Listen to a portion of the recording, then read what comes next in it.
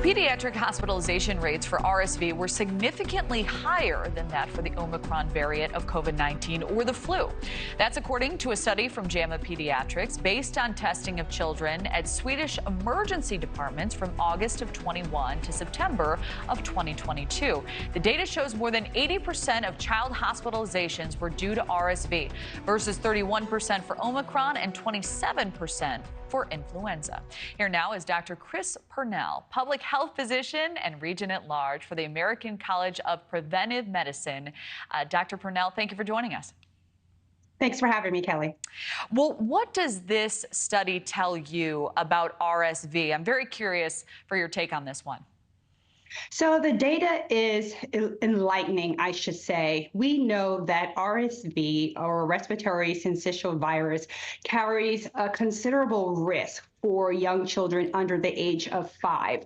We know anywhere from approximately 60,000 to 80,000 hospitalizations occur every year due to RSV in the United States, and approximately 100 to 300 deaths in children under the age of 5. So what I want the public to know, most importantly, that RSV is a very serious respiratory illness.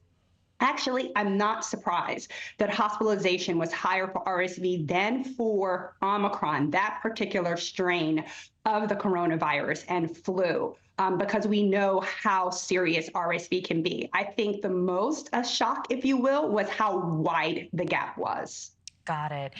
So schools, buses, any public space really can be a petri dish for children, as you know. How can parents keep their children protected with the second half of the school year right around the corner?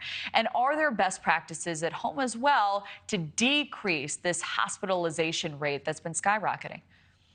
So let's go into our prevention toolkit and pull out some of our favorite prevention tools.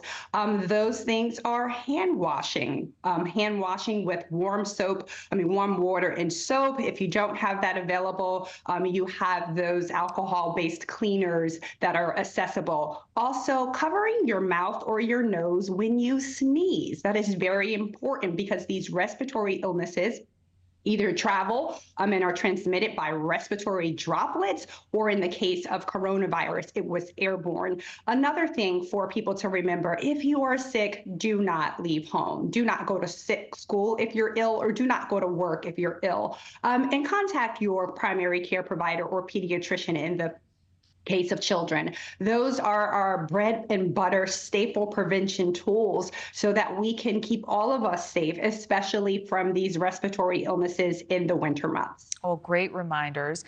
And we're a bit tight on time, but I do want to head to another topic quickly. So doctors issuing this warning now to patients who depend on inhalers to treat their asthma. In 3 days, Flovent will no longer be on the shelves. Instead, it'll be replaced with an authorized generic version, that's what they're calling it, which should work just as well, but doesn't appear to be covered as widely by insurance. So it sounds like the primary concern is whether this will be covered by insurers. What would you recommend to your patients who may be impacted here? And are you in support of the switch? Are there side effects to consider?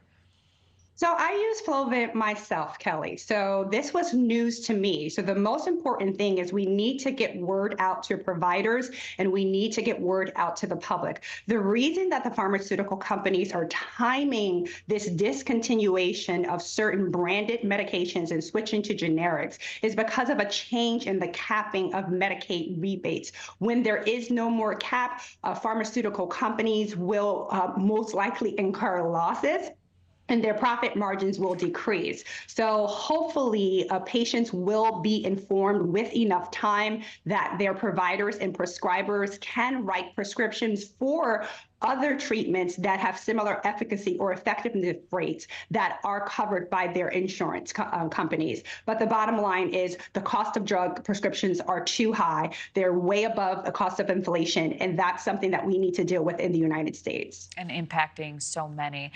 Dr. Chris Pernell, thank you so much for your time today. Thank you. Thank you for watching. Go to newsnationnow.com to find NewsNation on your television provider. And don't forget to click the red subscribe button below to get more of NewsNation's fact-driven, unbiased coverage.